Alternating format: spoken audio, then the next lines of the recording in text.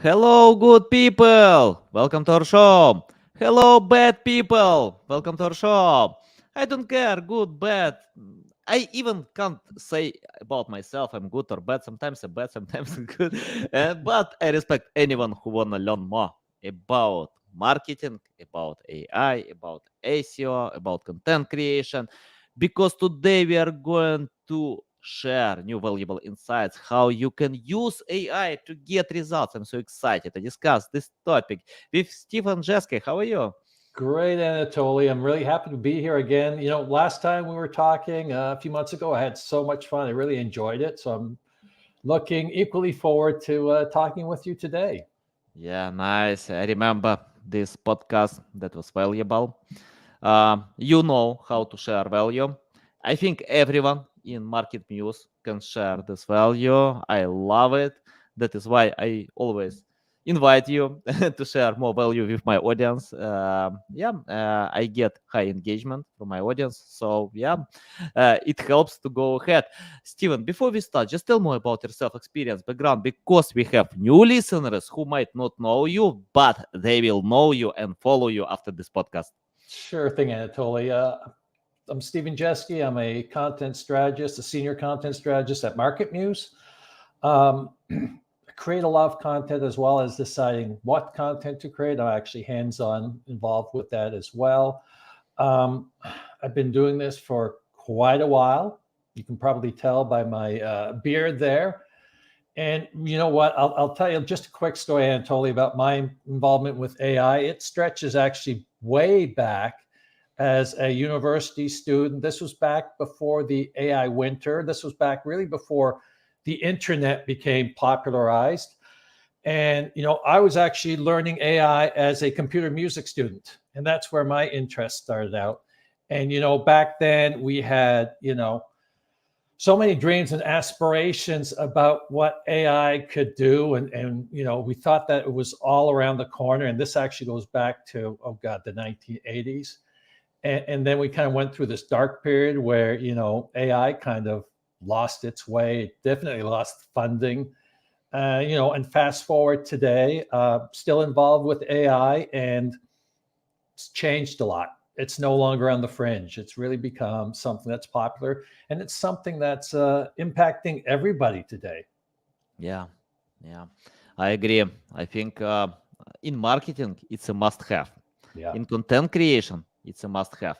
But 25% of all occupations are only adapt to AI. So most of people still ignore AI, and including my two brothers, I spoke with them. They have high positions, great revenue in accounting, and I asked why they ignore AI. They played with this tool, but couldn't get great results. And so they use old methods. It works well. I usually advise them just play. You can find your way if you spend more time. If you play, as I usually do, because I speak with AI, with ChatGPT more than with my wife. I, I love this experience because I get accurate results, interesting results. And Steven, you mentioned about your experience with AI, but what about today? I see when content creators complain that AI without human touch, not creative, many things. Of course, yes, AI it's not golden button. But if you use it right, you can get great results with human touch. Can you tell how to do it? Yeah, I agree totally with that. If you're expecting if you're expecting like an easy button, right, where you can just say, "Hey, this is my topic," spit me out a piece of content. Um, you know what? You will get something. You will get a piece of content that's pretty much equivalent to what these if they're still in existence, those content farms that would pay offshore workers like pennies on the article, literally. That's the sort of thing you'll get if that's your approach to using AI. So you can produce content faster. It's just not going to be that great.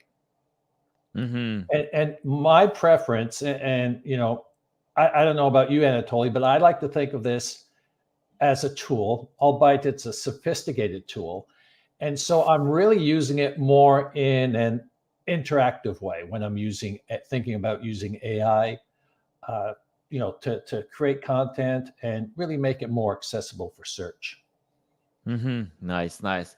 Um, in marketing, we often test, and I tested on this podcast episode with my text, and of course, I use AI to edit my text, and we get a huge audience.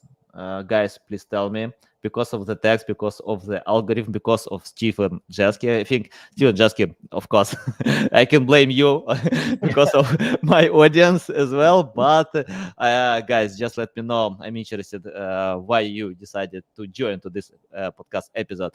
Okay, Stephen, I want to ask about these AI detectors. It's popular today, and uh, I think it's controversial. Someone can tell they wrote manually, but AI detectors can tell it's AI written. I don't know. I played with these tools. I like results.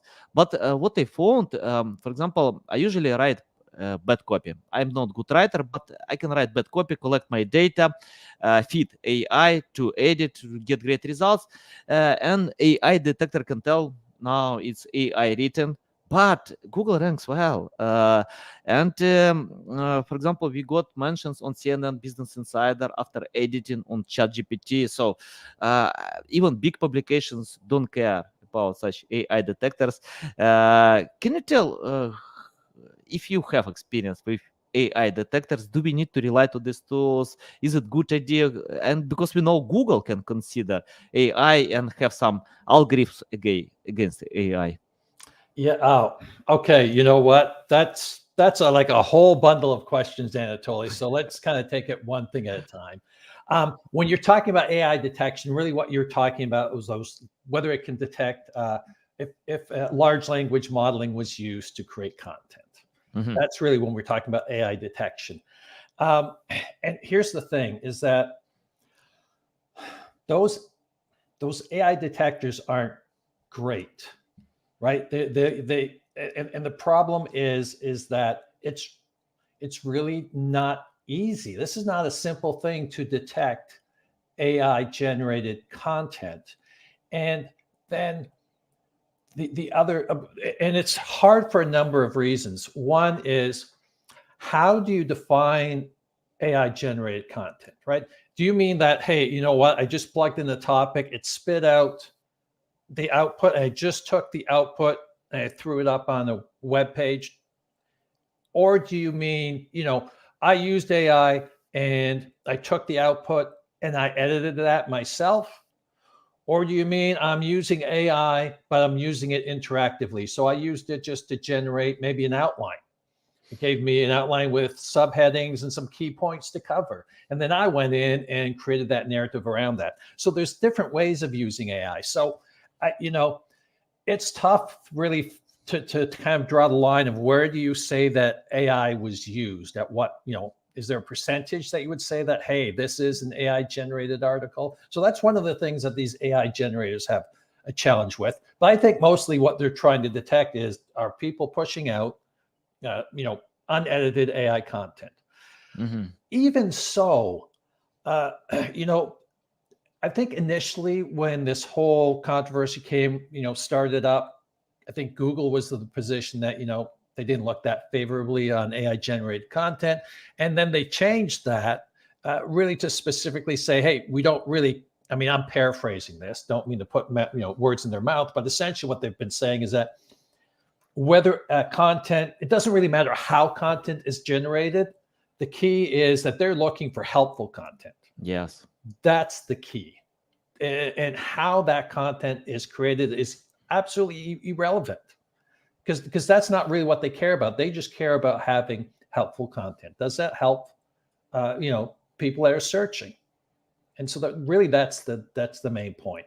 So I don't have any confidence in like, say, running a piece of content through any AI detector, and if it comes back negative, that doesn't mean anything to me, not at Mhm. all. Yeah, yeah. I remember when I spoke with Fabrice Canel from Bing, and he replied to me that Bing doesn't care. if AI written or not. Yeah. Bing cares about quality. Yeah. So if you can create quality with AI, so go ahead. I think Google is on the same position. Of Yeah. course, we have these algorithms are against AI, but I think because most users can create generic content. It's like guest posting. Yeah, Yeah. Google is against guest posting because 99% can generate generic content without value. But if you use it right, and I asked John Mueller about that, and he told if you write guest post for the sake of sharing value, helping others, okay, go ahead. Nothing is wrong with that. If you write for the sake of link, yeah, Google is against that. So Yeah. if you Steven, can you tell how then create content with AI in the smart way? I mean, like to get value, to get uniqueness. Yeah, any tips about that? You know what? That is a great question, Anatoly. I'm glad you're asking me that. And the reason I'm happy about that is that I know that a lot of effort is being, expelled around just being able to create content faster, right? And the idea is, hey, I can just use AI to create content faster and just publish, thousands of pages a week as opposed to, a few pages a week. And personally, I think that's the wrong approach. I think that we should be using AI to actually help us create better content as opposed to, not so great content. If we can do that faster, great. But I think that's really the quality, and that's like critical, right? The quality of the content is critical to performing well, not only to performing well in search, but once you've got those people coming to your site, because remember, those are real human beings, you want that content to reflect the quality of your brand, right? And so people like doing business with an expert. And so your content has to show that expertise. And there's a few ways. One is, because I use the Market Muse platform, and that's rooted in AI, right? Because we've always been using natural language processing, natural language understanding to, first of all, create a topic model, right? Which is around what are, when I'm talking about a subject, what are the most important concepts around that, right? And so what's nice about using AI is that, literally, and I'm just thinking back to my days when I did work in a content mill, a very popular one that I'm not even sure they're around anymore. I'm not going to say the name. Begins with a D. Anyways, so really, and the focus back then with these content mills would be like, oh, I'm just going to look at the top three. I'm going to read the top 3 articles in SERP and see what they're doing. And I'm just going to do, in quotes, better. Really what it meant was I'm just going to look at those and copy those. And, there's a human limit to how much content that you can consume to really understand what it's about, what the subject is about, and how to make it better. AI can do that for us, right? Because we can go out and we can get the AI to analyze hundreds or even thousands of pieces of content and really condense that down into something that's really solid in terms of some sort of a topic model. Mm-hmm. In addition to that, we can understand what questions that we should be asking as well. I think what's really interesting and what has the most potential, in my opinion, is when we start combining what we call knowledge graphs or topic models with large language modeling. Because then we can actually end up having content that is not only unique and helpful, but really has goes beyond being generic. Because the challenge with large language modeling is that if you just give it a topic, you will end up getting generic content because that's how they're constructed, right? A large language model is constructed to literally piece together words that are going to most likely make sense and most likely be appropriate. And that's why you end up getting generic content. Now, right now, one of the workarounds to that, and it's a valid one, is to just simply say, hey, I'm going to, instead of just getting, a large language model like ChatGPT, which most people use, instead of just getting it to push out a piece of content and then having to go back and edit it. I don't think that's a good process, because as we were saying before, you do that sort of thing and you just get generic garbage, in my opinion. And then it just takes too much time to edit it. Yeah. That's been my experience, that you end up with a piece that it's so generic that you're just better off starting from scratch. But the workaround really has been then to take that piecemeal, right? So maybe you'll end up using a large language model to help you create those, to create an outline, let's say, right? And so you'll have an outline of your article, right? Maybe you'll have a point of view as well. Maybe you'll get the large language model to supply with a point of view. You'll have an outline based on that point of view. And then you're going to make changes to that yourself. You may agree with the outline, or you may not. There may be things in that outline that that you want to provide more emphasis to, or maybe you want to change the order because you decide that, the flow of that from a narrative point of view just isn't the best it could be, or it just isn't the way that you would approach it. And so then you're making human decisions. And I think it's really key to be making those human decisions, because if we don't keep humans in the loop, then you end up with that, garbage generic content. Yeah, valuable. Like it. Steven, can you tell about this outlines, subheadings? I don't know, because what I see, it's popular to ask ChatGPT to create subheadings to blog content. But if all content creators use the same, how to be unique? I mean, like if we have the same outline, but how to stand out from the rest to bring something new? Any tips about that? Yeah. So I you know what? It doesn't matter what kind of prompt you use. Okay. Obviously, you want to use a prompt that will be the most efficient and get you the best results. But I think you're right. You always have to keep in mind that, somebody else could come along and create virtually the same prompt, and they could get the same output as you have with your prompt. And the key there comes down to that human experience.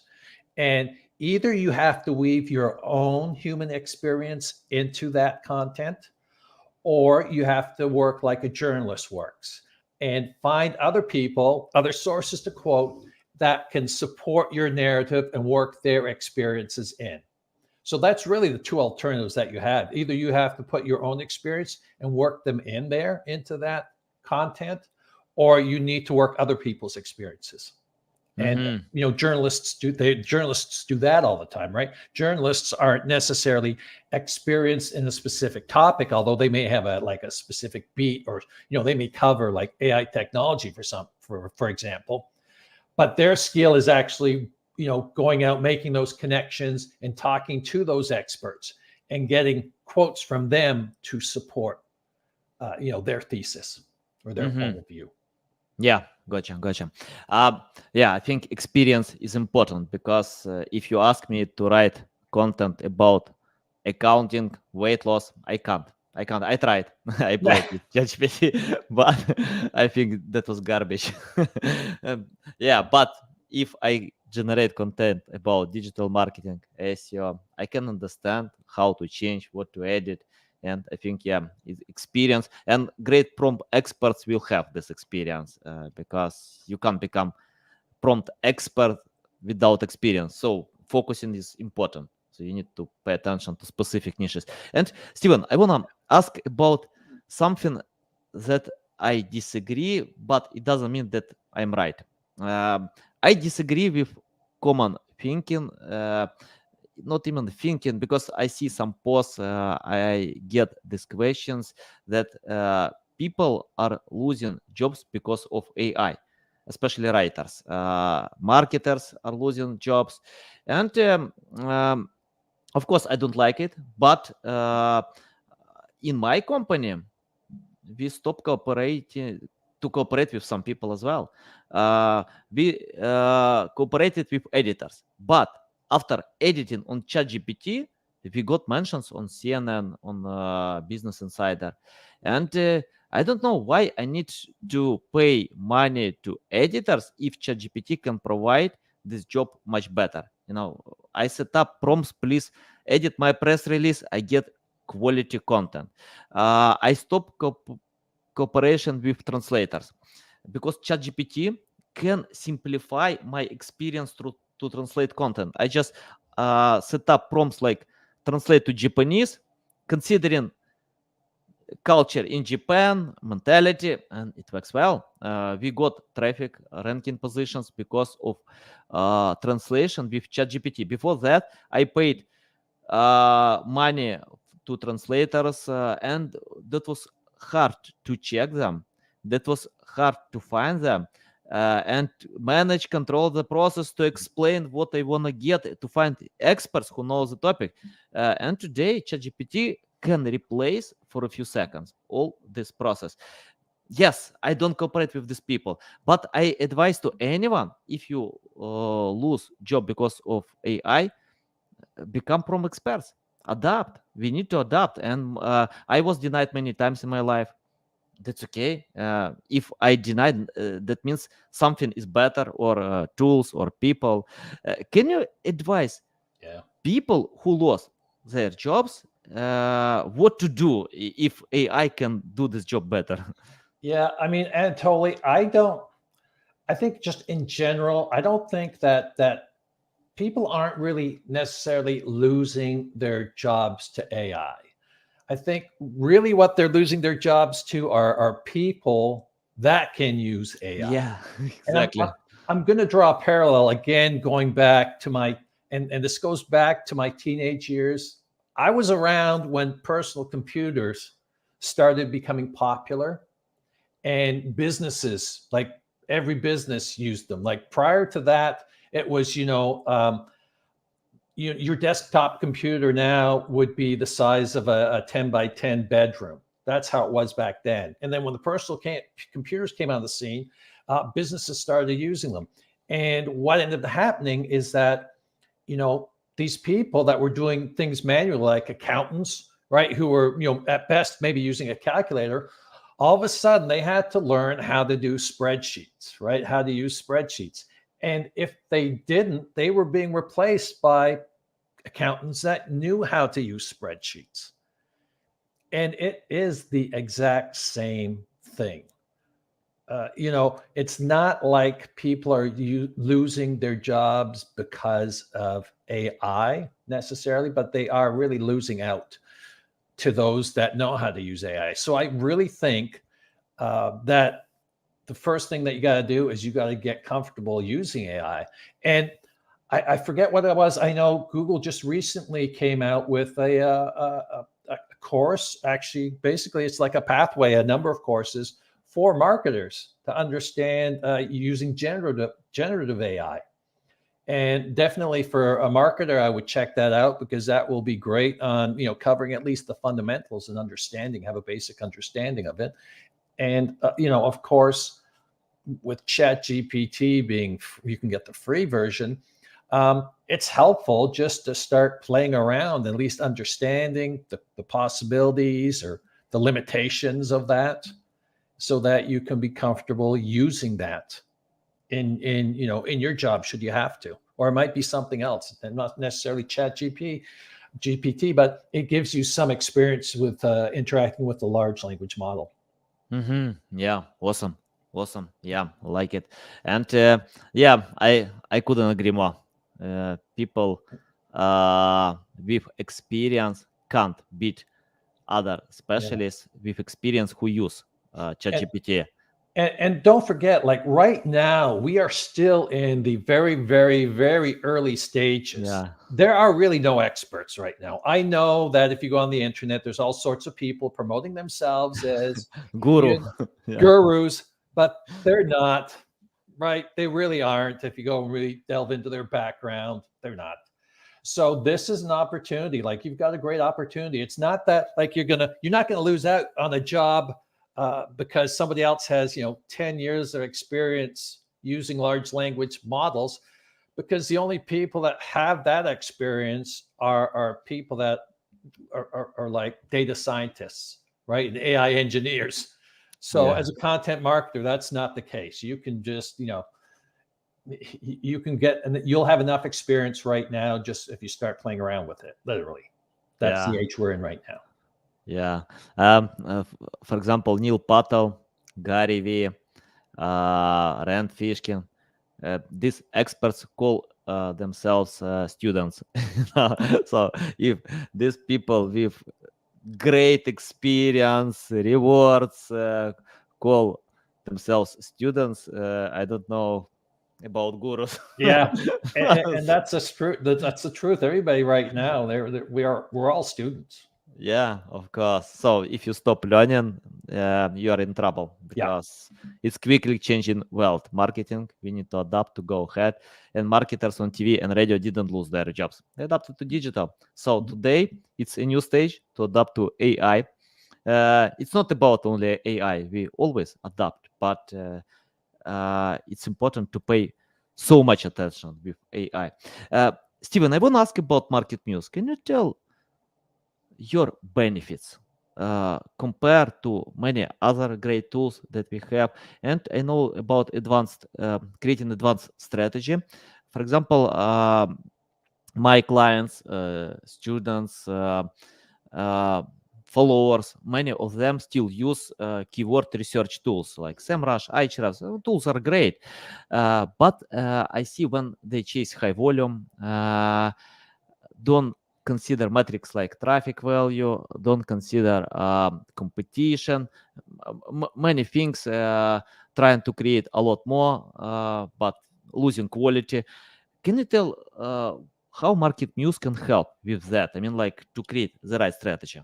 Sure thing. The tools that you mentioned, by the way, Anatoly, they're great, right? There's no doubt about them, and they have their uses. And for the foreseeable future, they will continue to have their uses. But where Market Muse is different is we're really focused on content and helping people create quality content, and not only just creating quality content, but really creating quality sites in terms of, massive amounts of content clusters, because it's no longer enough just to have one great page, right? So many people try to, optimize, to hell and back their one page, thinking that the more that they do for that one page, the better they will perform, only to find out that, there's only so far you can go. And so one of the things that we do is we help people create content strategies that will perform well in search. And we have a number of personalized metrics specifically related to content and the content on their site. For example, one of the challenges, if you've ever tried using keyword difficulty, Ahrefs, SEMrush, they all have their own ways of calculating it. The problem, of course, is that it's a generic metric. And so it applies to everybody and therefore really applies to nobody. And what we've done is we've actually created personalized metrics like topic authority, where we actually assign a numerical number to that. And we analyze your content, how you cover a specific topic, how it's performed in the past, how it's currently performing. We capture momentum and a whole bunch of other things in determining that. And then we take that topic authority and we take that and we subtract that from what a generalized keyword difficulty calculation would be. So we have that as well. And that ends up being your personalized difficulty. So your topic authority is your competitive advantage. That's what makes something easier for you.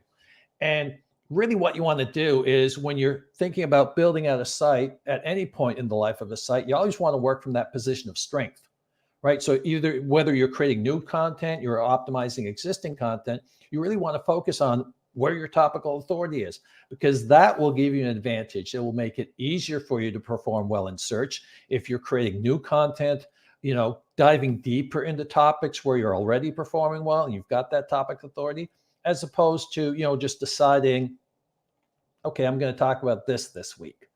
Because a lot of content marketers, they essentially throw stuff against the wall, right? See what sticks. Oh, that did good this week. That didn't do so good. And then the thought is, well, maybe I'll just use AI like ChatGPT to produce more content, right? So if I throw out more content, more stuff will stick.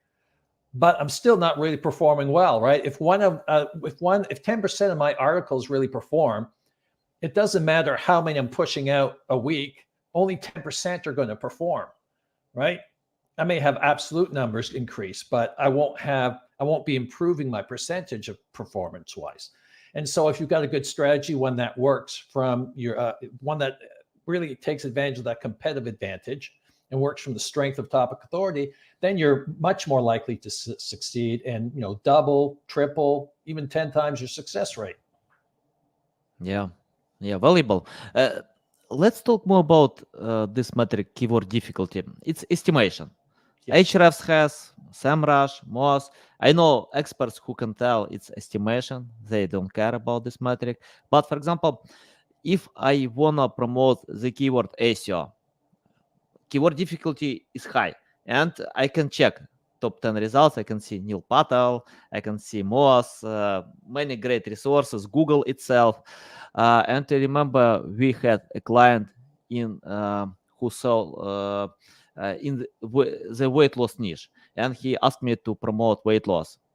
I replied to him, in the top 10 results, billion-dollar companies, they deserve these ranking positions. You can estimate content and think, okay, I can create something better, but it doesn't mean you can get these results because of authority, because of trust, many metrics. And can you tell if we are talking about topical authority? I often see when we need to create content that I'm not sure I can rank. I can't say it's impossible. Anything is possible, but it's extremely hard to get ranking positions and organic reach with some content. But to unite to topical authority, we need to have these topics. Do you think it's a good idea to create content for topics if I'm sure that it's hard to promote them? Probably I even don't try. But to help other content that we have on our website, I mean, to have interlinking between them. Well, you know what, Anatoly, sometimes, you're in this situation. Well, first of all, you always want to be creating content that supports some sort of business initiative, right? Mhm. That's the whole purpose Yeah. of creating that content. And you may be in situations where, maybe you're starting up a new line of product or service in your business. And guess what? You've never written about it before, and you don't have any authority. You definitely don't have any authority, even if you don't even need Market Muse to tell you that. If you haven't written about something, chances are you don't have any authority. And maybe it is super competitive, but you don't have any choice, and you do have to go into that, right? So there are those situations. And in those situations, though, what I always suggest is, look at your existing content and see if there is a way to transfer some of that authority. So find a link between what you are known for right now versus what you want to be known for. Because, it's pretty rare that a company will, make some drastic change, right? And all of a sudden they are, have a new product that has absolutely no connection with their business, right? Usually it's incremental. And so typically there is some way to find that connection between what you have existing, assuming that the content that you have supports your existing business initiatives. There's always going to be something there. And then, if you're using Market Muse, I'd say look for, prioritize based on the combination of your personalized difficulty and your topic authority, because you really want to start off finding things that are easy, where you won't have a lot of work to do. And you've also have that competitive advantage, which is from your topical authority. Yeah, well explained. Steven, I want to ask about mistakes. I asked this question before, but I often get this question about mistakes that marketers still do. And for example, I made a lot of mistakes. I keep doing them. Sometimes I don't know another way how to learn. So we need to do mistakes. If I start something new, I check best practices, generic strategies. I fail all the time, but I can learn how to go ahead, how to improve, adapt, to consider preferences. Can you list mistakes that companies, people still do with AI that you often see, and how to find another way? Okay. The first one I'm going to give you is, I mean, it applies to AI, but it really applies to everything. And the first thing is that, you've got to be very wary about copying your idols. Mm-hmm. And in a related comment there, it is really the understanding that you are not your competitor's website. And so what somebody else is doing, there may be reasons why they're getting away with it, and why if you did that, you wouldn't have the same results. And there's so many different factors. And so I think that is really the number one thing, is that, people, again, coming around to these, best practices and what have you, you've just got to be very careful, and you've always got to test and understand, where is your website residing in the overall scheme of things before you start doing things. So, for example, I see this often, especially with AI, the whole idea, I shouldn't say the whole idea, but a predominant theme that I see is that everybody is thinking that they can just produce massive amounts of content. And so, they see sites or people claiming that, they start up a site and they're ranking so well, and they are, they're producing thousands of pages of content. Well, look, sure, if you start up a site, yeah, you can push out 1,000 pieces of content at once, right? Because it's a new site, and that's fine. But if you've had a site where, maybe you've been doing like 2 blog posts a week at most, and then all of a sudden you're pushing out 100 a week, that looks strange, right, Anatoly? Just if you just think about it, this looks odd. Let's ignore it for the fact that, right now we're talking about using AI to do it. It looks odd. And so guess what? It looks odd to search engines too, like Bing and Google. Mm-hmm. And, what will they do? I mean, I don't have that inside information. I can assume that sort of thing gets flagged, because anything out of the normal will get flagged. If you start building hundreds of links to your site, where in the past, maybe you were getting 10 a week if you were lucky. If you're starting to get 100 backlinks a week, that velocity just does not jive. And so anything that's unnatural is what, search engines will be on the lookout for. Mm-hmm. Yeah. I think if you can create 100 backlinks with white hat SEO, I mean, like to hire link building agency with aggressive strategy, to use PR, if it's quality, yeah, it's better to go ahead if you can. Yeah. But not that fast. Yeah. And in reality, it isn't that fast, right? For good quality link building does not happen that quickly. Mm-hmm. It just, I've never experienced that. And certainly not if it would be very unusual. Again, maybe if you won the lottery and all of a sudden you've got this huge budget to build links, that would be a different story. But typically that's not the case. Yeah. Got it. Nice. We have the question about using ChatGPT for articles generation. It's white hat or black hat SEO. Can I reply to this question?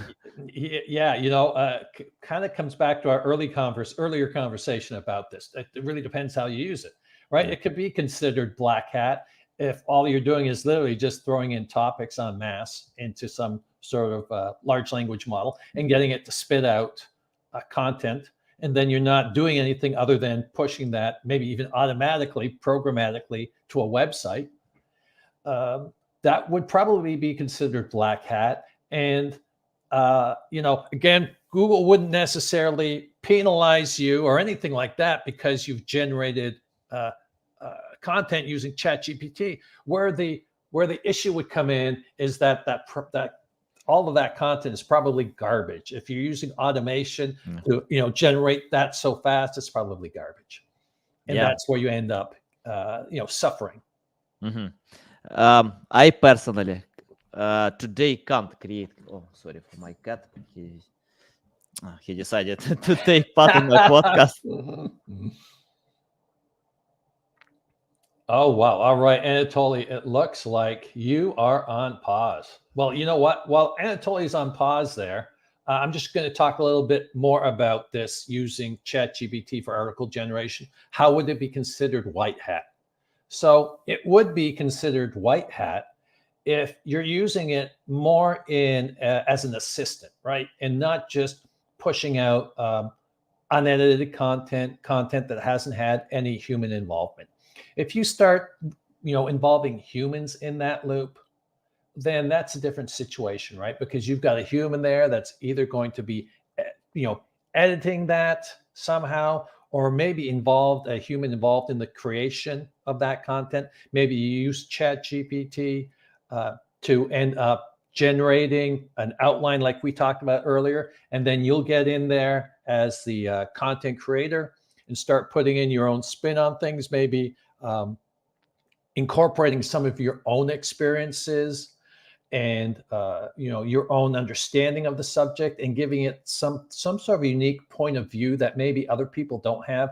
The idea here is that you want to contribute something new to the conversation, and that's really the problem with using an LLM, is that you're not able to. Oh, there you are. All right. I got back.